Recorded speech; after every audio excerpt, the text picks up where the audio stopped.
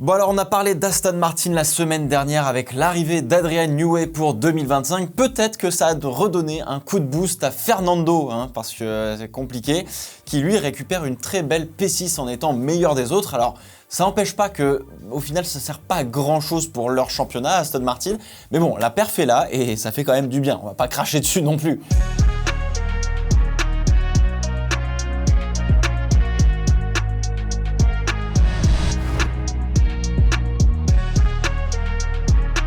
Salut tout le monde, bienvenue dans le Fast 5, 5 réactions sur le Grand Prix d'Azerbaïdjan 2024 de Formule 1 qui a été vraiment très cool je trouve. On a eu du suspense, un peu d'action en piste, de la stratégie, un petit peu de drama à la fin. Tout ce qu'il fallait finalement pour un Grand Prix presque parfait je trouve. Franchement, c'était cool.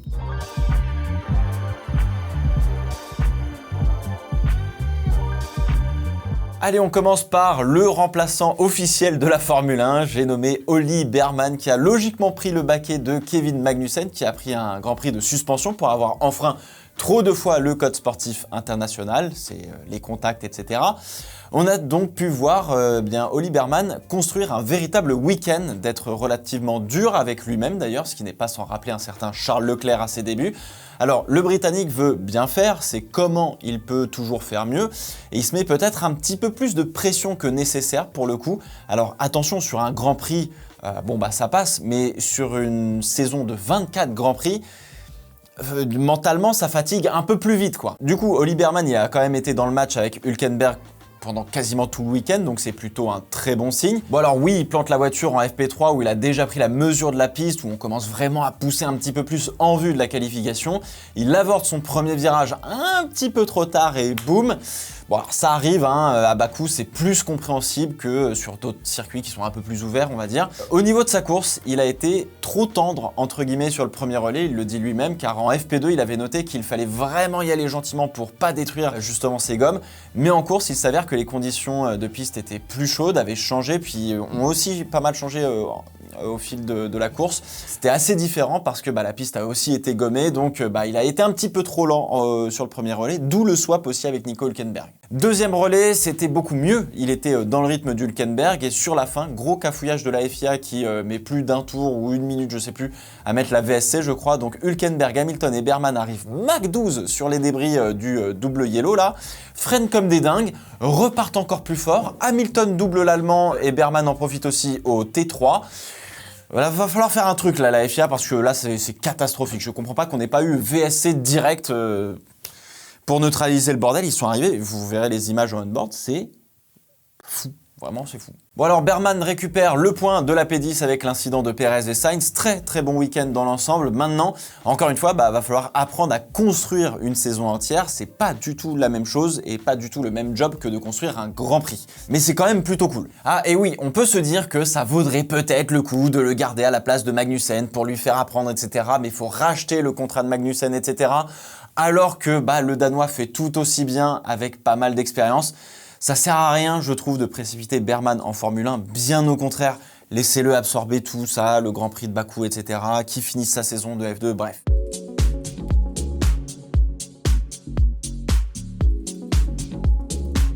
Ça y est, Williams est maintenant certaine que ces améliorations apportées à Zandvoort fonctionnent très bien, puisqu'ils ont fait Zandvoort, Monza et donc Bakou en plus. Et surtout, on a le droit à une double entrée dans les points qui leur permettent de passer devant Alpine au championnat. Ça a le goût de victoire, cette histoire. On a donc pas mis les œufs dans le même panier chez Williams en termes de stratégie. On a fait partir Albon en hard, qui était un vrai bon pneu. Et si on regarde un peu l'année dernière, par exemple, il y avait des pilotes qui avaient fait quasiment toute la course sur les hard, comme Esteban Ocon, par exemple. Donc on attendait surtout une safety car à la fin, mais globalement le rythme était vraiment bon sur les hard, même pour les équipes en règle générale. Albon a juste été le bouchon en début de course, il espérait un peu se faire doubler par le peloton pour être un petit peu plus tranquille et faire sa course sans, évidemment, s'endormir. Et ça l'a empêché de rouler peut-être un petit peu mieux, il a roulé avec la pression des gars de derrière. Et après son arrêt, il est juste ressorti derrière Fernando Alonso, donc en vrai, il y avait peut-être une possibilité d'aller chercher peut-être un poil mieux ou ce genre de choses. Pour Franco Colapinto, c'est un peu comme Berman, sauf que lui, il casse la voiture en FP1 sur une piste très glissante, pas gommée, et surtout une piste qu'il découvre complètement. Il a jamais roulé de sa vie à Bakou. Et je le rappelle, il n'a pas des milliers de kilomètres au volant d'une Formule 1, mais un seul Grand Prix et pas de séance d'essai privée, etc. Donc après, on attend beaucoup moins de lui pour le coup, donc on est peut-être probablement un petit peu plus clément. Alors lui, il est parti en médium et a servi aussi pour la stratégie contre Alonso avec Albon. Il s'est arrêté à la fin du tour 10 ou 11, il me semble, pour forcer Alonso à couvrir la stratégie et libérer Alexander Albon pour qu'il puisse un peu imprimer son propre rythme alors qu'il était en train de se faire chasser. Donc bon, c'est un peu complexe le truc quand même, vous voyez, mais c'était très habile de la part de Williams, je trouve. Mais Colapinto n'a pas réussi à mettre assez vite en route ses pneus pour justement passer Fernando Alonso. Mais alors pour le reste, l'Argentin est dans le rythme d'Alonso et d'Albon pendant quasiment toute la course. Il a fait beaucoup de management sur les pneus, tellement que en fait il a sorti les pneus de leur fenêtre, il avait plus du tout de train avant et une fois que l'équipe lui a dit ça y est, il faut attaquer là parce qu'il y a Hamilton et Berman qui sont revenus derrière toi, et en fait il a attaqué et il a sûrement dû réussir à nettoyer sa gomme et donc effacer le graining. Et du coup, il a réussi à creuser un écart. Bref, pour un pilote qui découvre comment fonctionne le management des pneus en F1, comment fonctionne la voiture et comment la mettre dans la bonne fenêtre de fonctionnement justement, tout ça entre les murs à Bakou à plus de 300 sans se planter en course et prendre 4 points, ouais, ça c'est vraiment impressionnant. Et c'est pas juste un secteur 2 purple au bout de 10 minutes de FP1. Ouais, c'est chaud d'avoir le seum à ce point-là. Oh là là, mais la réflexion de vieux con. Alors du coup, Williams marque 10 points, ce qui est absolument énorme, c'est colossal parce que on a Perez et Sainz qui sont dehors, en plus de Stroll, on va dire, qui n'est pas dans le top 10. Et sur ces courses un petit peu exceptionnelles, pour ces équipes, faut être présent pour récupérer tout ce qu'il y a. Donc bravo à Williams, et faut voir s'ils arrivent à emmener la performance à Singapour et sur la fin de saison. Mais j'ai bon espoir. Pour le coup, là, on sent qu'il y a peut-être un step qui est passé.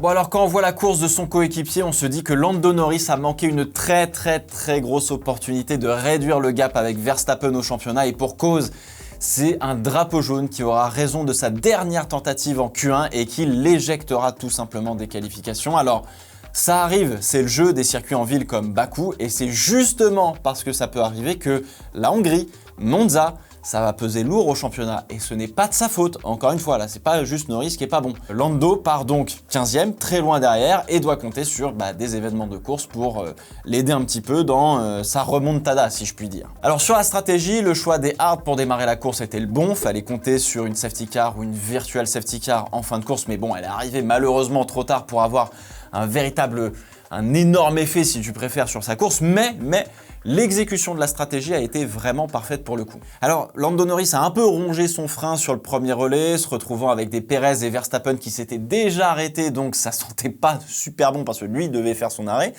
Et une fois qu'Albon s'est arrêté, il a envoyé la sauce pour finir ses hards, et c'est là que la McLaren s'est transformée vraiment en fusée. La voiture s'est réveillée, entre guillemets. Pareil sur les médiums, le but était de passer Verstappen, et ça a été le cas juste avant l'accident entre Perez et Sainz, et la neutralisation de la course. Donc P4 à l'arrivée, c'est très bien limité les dégâts de ce drapeau jaune en Q1.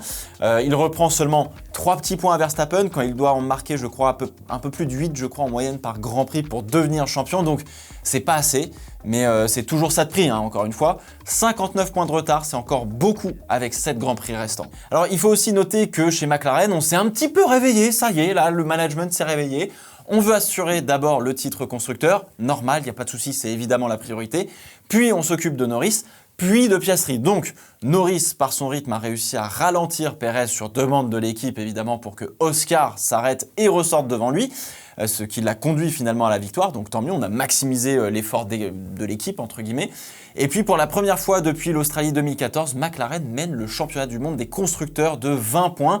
Et vu comment ça se passe, il faut continuer à matraquer Red Bull le plus possible parce que l'équipe autrichienne va avoir normalement une grosse amélioration, je crois, pour Austin.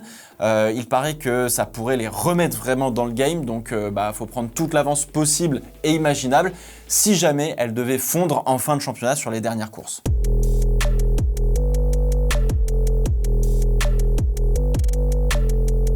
Et voilà, enfin la victoire et l'explosion de joie qu'on attendait de la part d'Oscar Piastri. C'est clairement une course magistrale qui nous a fait, presque de vieux briscards comme on dit. C'est un compliment pour ceux qui débarquent, mais Vraiment vieux briscard, là, ça a été parfait, bravo. Alors la Ferrari marchait mieux sur les médiums, très clairement, vous voyez l'écart sur le premier relais, hein, voilà. Puis Piastri nous sort un tour de sortie des enfers absolus, là où Leclerc a été trop gentil et l'Australien est revenu directement au contact. Et on pouvait s'attendre à une course peut-être un peu plus calme, je pense, avec beaucoup d'observations. Sauf que Piastri a décidé de donner un coup de feu avec un dive absolument de l'espace qui a surpris tout le monde, y compris Charles Leclerc, qui pensait pouvoir le redépasser avant la fin de la course, mais la manœuvre, de loin, bam, on se laisse glisser sur les freins et puis bon, bah, on verra ce que ça donne. Alors, le rythme était vraiment plus rapide que ce que je pensais. Je me suis dit qu'ils allaient peut-être pas pouvoir tenir une stratégie à un arrêt, mais finalement, bah, le premier qui a un petit peu souffert, qui a beaucoup souffert même, c'est les pneus arrière de Charles Leclerc, tout simplement, qui ont lâché. Piastri mettait des pilules en sortie de virage important, entre guillemets, le 2, le 16 notamment. Donc, en fait, il était probablement peut-être un peu plus lent que la Ferrari, mais suffisamment rapide pour que Charles n'arrive pas à conclure une manœuvre. Les défenses et les attaques de Piastri ont été parfaites, et même les attaques de Charles, hein, parfaites aussi. Charles, il a tout tenté, mais il manquait peut-être un petit peu de performance en fait dans les hards chez Ferrari ce dimanche. Je pense que Ferrari avait peut-être la meilleure voiture en performance pure, mais McLaren a réussi à tirer le maximum de leur propre voiture pour prendre la victoire. Alors, je vois passer sur les réseaux sociaux le coup du flap de l'aile arrière qui s'ouvre très légèrement à haute vitesse et qui pourrait peut-être donner un petit surplus, juste ce qu'il faut en termes de vitesse de pointe. Encore une fois, hein, la voiture a passé tous les checks de la FIA, les éléments de carrosserie se déforment quoi qu'il arrive, hein, que ce soit les ailerons, les bargeboards, tout, la carrosserie globalement, sa vie entre guillemets si tu préfères. On a toujours une tolérance évidemment parce que tout ne peut pas être parfaitement rigide. La FIA regardera probablement ça de plus près les prochaines fois, tout comme les ailes avant, il y a aussi encore ces affaires de flex wing, etc. Donc bon, on verra. Alors attention à Ferrari qui a fait jeu égal avec McLaren pendant que Red Bull galère un petit peu plus. Tout peut virer du bon comme du mauvais côté en un claquement de doigts. Ça fait de gros points concédés par Ferrari à Bakou avec Sainz, mais attention, Ferrari ils sont là. Ils pourraient peut-être aller choper la P2, mais ils sont encore bien loin quand même de McLaren, pour le moment.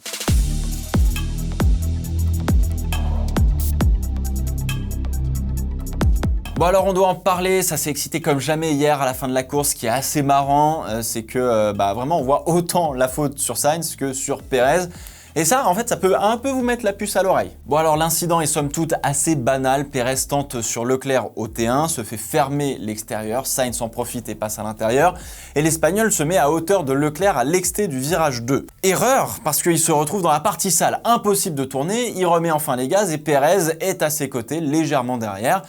Un peu dans l'angle mort, touchette roue avant contre roue arrière, boum, hop, tac, terminé, le mur, c'est terminé. Voilà. Alors au tout début, je me suis dit, bon, c'est un incident de course, quand deux pilotes se touchent en pleine ligne droite, c'est que ils se sont vraiment pas compris et qu'ils sont peut-être un petit peu teubés de temps en temps, bon, ça arrive. Je suis plus parti au tout début du côté de Sainz fautif parce que, en fait, il regarde son rétro à gauche et tire légèrement à gauche aussi quand Perez garde son volant, mais vraiment tout droit, quoi. Puis avec du recul, je me suis dit, bon, c'est quand même Perez qui a tous les éléments pour éviter l'accrochage. Il a de la place à gauche, Sainz a le droit de se déporter tout autant que Perez a le droit de ne pas bouger de sa trajectoire, mais enfin, je veux dire, Sainz, il est devant, donc il a le droit de bouger et de faire bouger Perez, entre guillemets, parce que tout le monde veut prendre l'aspi de Charles Leclerc. Alors, je pense que les deux n'ont pas bien jugé leur coup, et la trajectoire, c'est un peu mauvais endroit, mauvais moment. Il y a une seule aspi à prendre, et puis je pense qu'il y a aussi un petit peu la fatigue du GP qui a dû jouer, parce que mine de rien, ça roulait quand même peut-être plus fort que ce que je pensais.